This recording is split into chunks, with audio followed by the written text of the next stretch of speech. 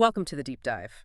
We're here to crack open some really fascinating sources and unpack how the past keeps shaping the world around us. Today, we're diving into a pretty turbulent era, one that really reshaped the fundamental rules of American society and, well, its economy, too. We've got an incredible journey mapped out for you, showing how events from decades ago, things that might seem disconnected, still echo really loudly in our lives today. Absolutely. And our core mission here for you listening is to explore how let's say, the tumultuous 1960s and 70s really laid the groundwork for the economic and social landscape we see now. We're talking about wealth, work, the role of government, big stuff. Exactly. We want to connect those historical dots, not just, what happened, but really dig into why it matters for you right now. Yeah, providing that context for the shift, the big shift from one economic philosophy to another and its lasting impact. It's undeniable when you look closely. Okay, so let's unpack this. We have to start in the 1960s. I mean, talk about turbulence. You had the civil rights movement pushing hard for equality, which led President Johnson to successfully push for the Civil Rights Act of '64, Voting Rights Act of '65. Huge milestones. Huge. But the sources we're looking at are really clear on this. That push also ignited a significant backlash, a backlash that became, well, a pillar for policies that came later. And at the exact same time, Johnson is dramatically expanding the war in Vietnam, spending massively, sending more troops. Right, and crucially, our sources point out, he was reluctant to raise taxes to pay for it. Congress wasn't fully on board either. So the effect was it effectively overheated the economy. That's the term used. Yeah, and that put immense pressure on the dollar's value. Remember, back then it was fixed under the Bretton Woods system. Right, the post-World War II setup, pegged to gold eventually. What had been a dollar shortage globally? Suddenly became a dollar glut. Yeah. Just too many dollars floating around for that fixed value. So you have these two massive forces hitting at once. Exactly. Social change at home, massive military spending abroad. Yeah. It really was a perfect storm, as the sources suggest. And these immediate pressures, they just started to unravel the whole established economic order. It forced this profound rethinking of, foundational assumptions about how the economy works. And who runs it? And who runs it, yeah. Which brings us straight to Nixon. Right. President Nixon, who deliberately positioned himself in opposition to Johnson, ran on a different platform. He won partly through what became known as the Southern Strategy, appealing to, racial opposition to the civil rights movement. And then in '71, he declares the war on drugs.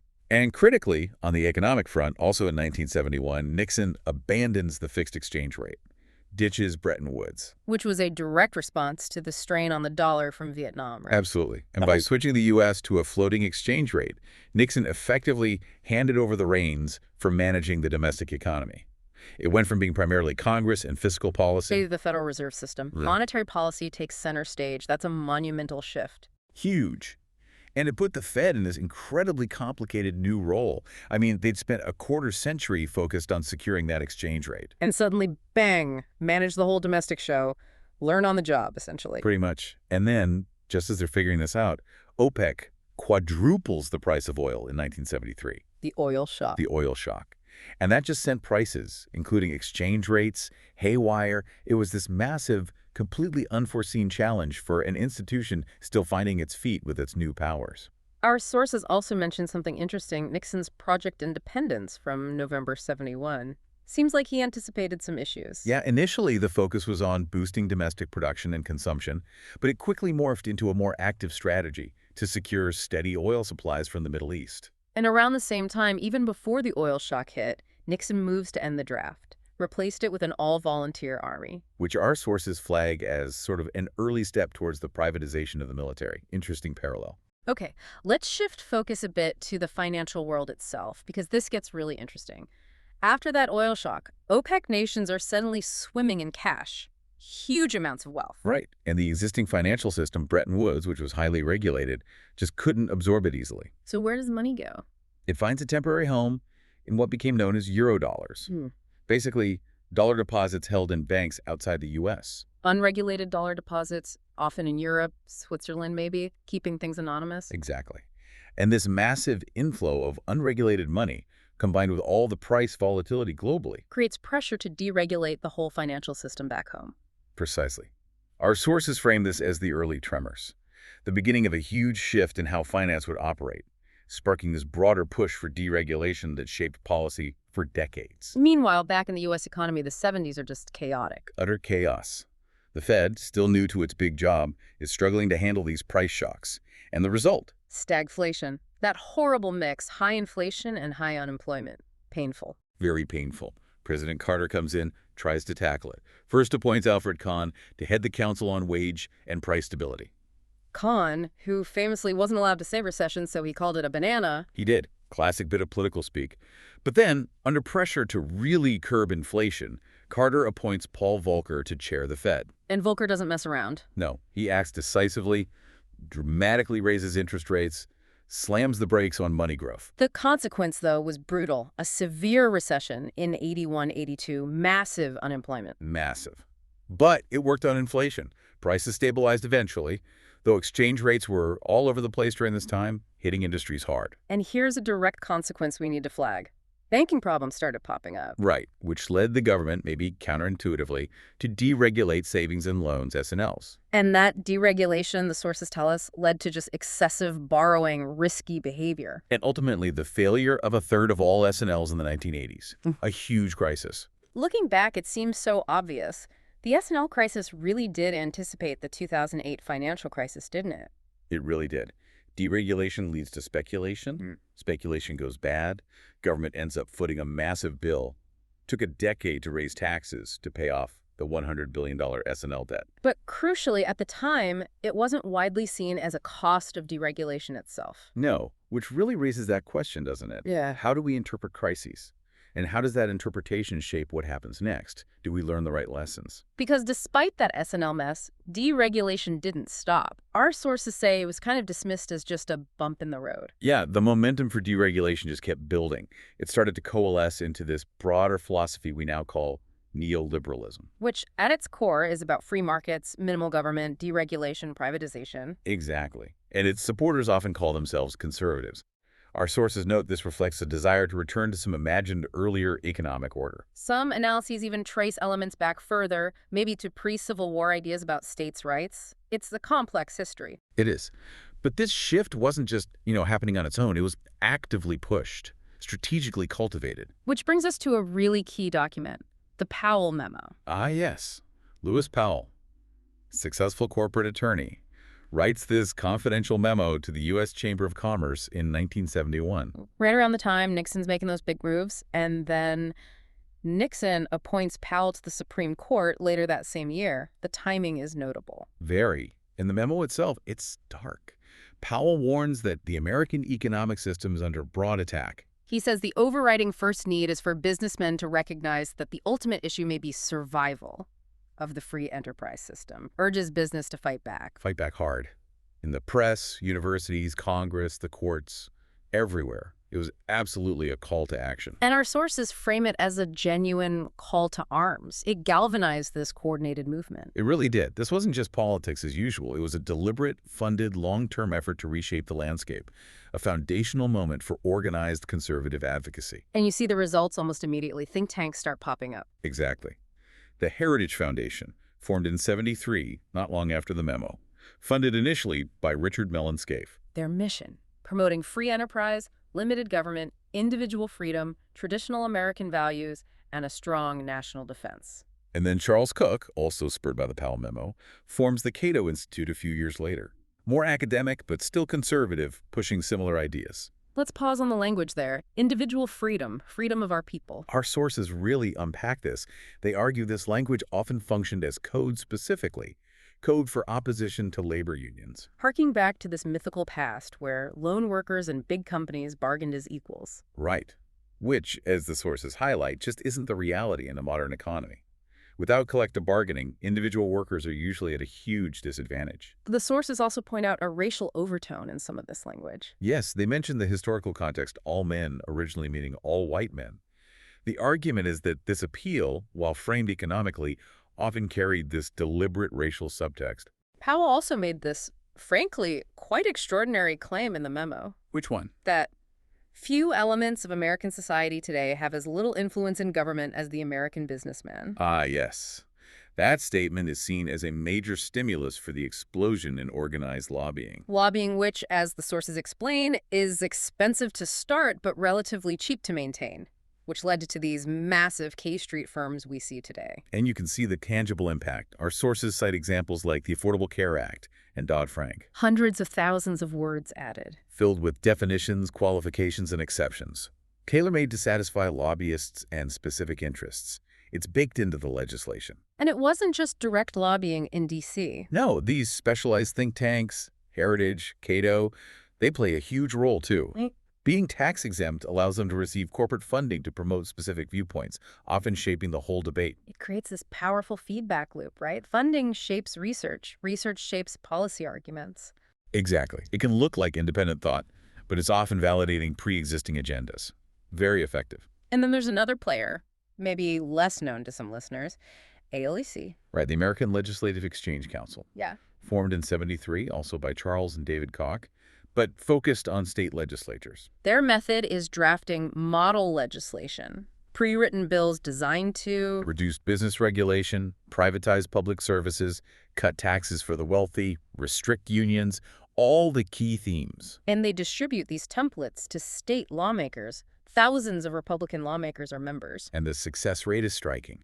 Sources show hundreds of ALEC bills passing each year across the states. There was even a statistical analysis showing legislators with less time actually passed more ALEC bills. It's efficient for them. It really underscores that point. Ah. There are multiple ways to influence policy beyond just elections. Strategic, organized, behind-the-scenes work can be incredibly impactful. So let's connect these dots back to the real-world impact. We've got this ideology, limited government, Which translates into deregulation finance, airlines, other sectors, and individual freedom. which, as we discussed, often became code for attacking unions, weakening collective bargaining power. You see that crystal clear with the failure of that 1978 labor law reform bill.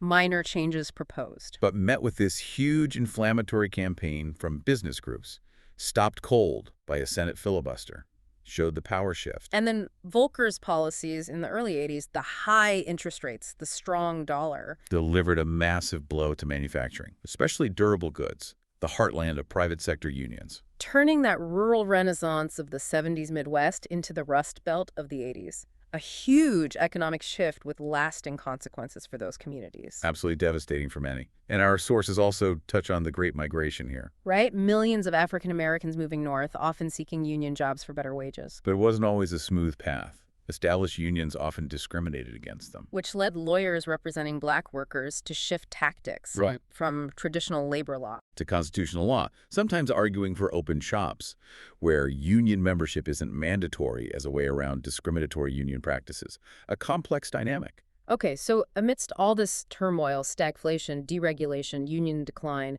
something fundamental was happening to workers' paychecks. Yes, Yeah. this is crucial and often missed. Right in the middle of the 1970s disturbances, the real wages of average American workers just stopped growing. Even though the overall economy, GDP, continued upwards. Exactly. The pie kept getting bigger, but the average worker's slice didn't. It stagnated. And sources say nobody really noticed it clearly at the time, lost in the noise of inflation and unemployment. Or dismissed as temporary, a blip. But looking back, it was a profound turning point. The start of decades of wage stagnation for many. So Powell's call to arms, the rise of think tanks, this all coalesced into that neoliberal philosophy. Right. And it found political expression in things like Nixon's new federalism shifting power to states, which some argue helped preserve discrimination, and later, the Washington Consensus. Which promoted free market policies globally.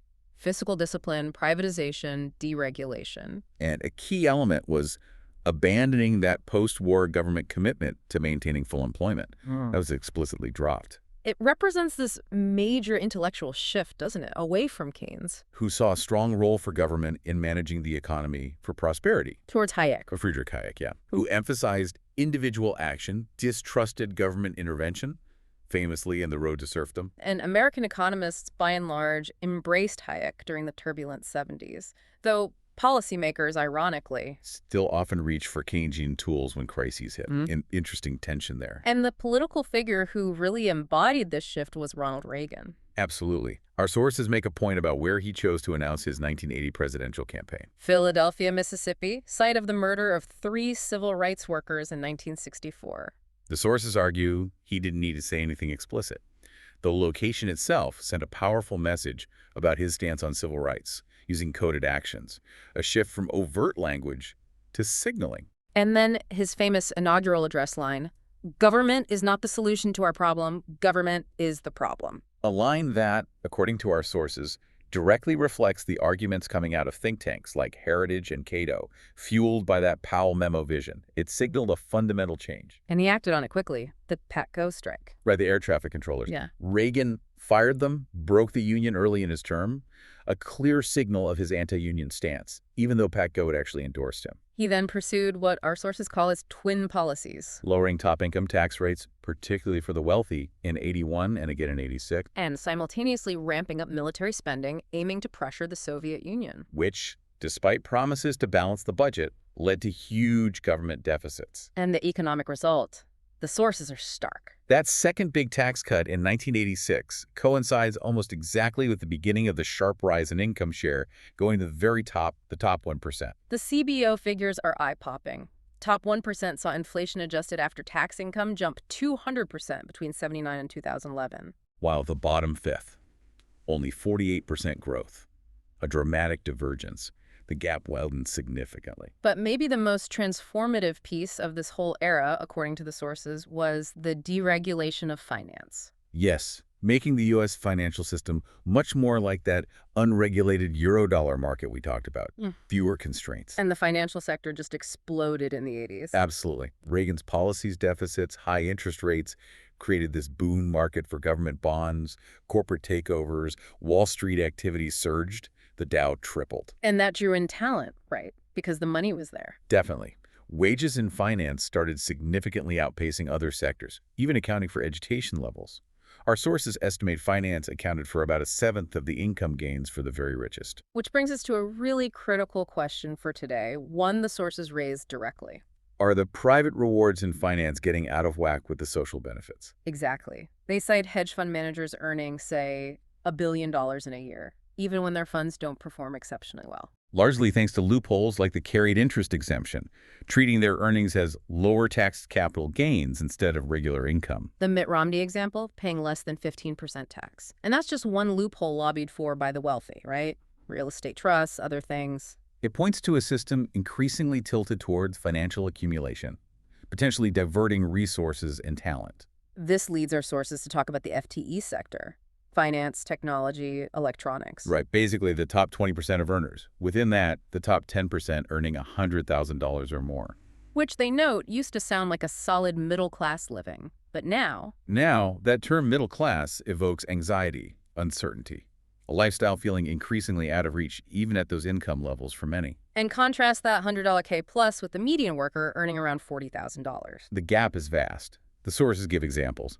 A median college economics professor might earn $100 in the FTE sector. But a median college English professor, maybe $60,000, perilously close to that overall median, potentially in the low-wage sector depending on location and specifics. And they share this really poignant story. John David Bowman, an AP history teacher. Arizona Teacher of the Year in 2015, 2 bachelor's degrees, a master's. Hasn't had a raise since 2008. And he estimates he could retire in 20 years earning under $50,000, placing a highly decorated, experienced teacher firmly in the low-wage sector reality. It's a powerful anecdote. It's not just numbers. It highlights this profound shift in what constitutes a stable, rewarding career, even for the highly educated and vital professions. It really forces you, the listener, to think about how we value different kinds of work in society today. So wrapping up this deep dive, we've traced this incredible complex journey, events from the 60s and 70s. Civil rights backlash, Vietnam War economics, Nixon's policy pivots, the oil shock. The Powell Memo's strategic influence, the rise of think tanks, deregulation. All these threads weave together to fundamentally reshape the economic landscape we inhabit. And the connections to today are clear. The dominance of finance, decades of wage stagnation for many, widening income inequality. The rules of the game were just dramatically rewritten, and we are absolutely living with the consequences of those choices today. So here's a final thought for you to consider, building on everything we've discussed. Given how finance exploded, the huge private rewards it offers, while essential work like teaching faces stagnation. It raises a crucial question. Are we channeling our society's talent and energy towards activities that maximize overall economic well-being and growth? Or primarily towards activities that maximize private gain, potentially concentrated at the very top, something to really chew on. Reflect on those connections. Maybe it changes how you see the economic news you encounter every day.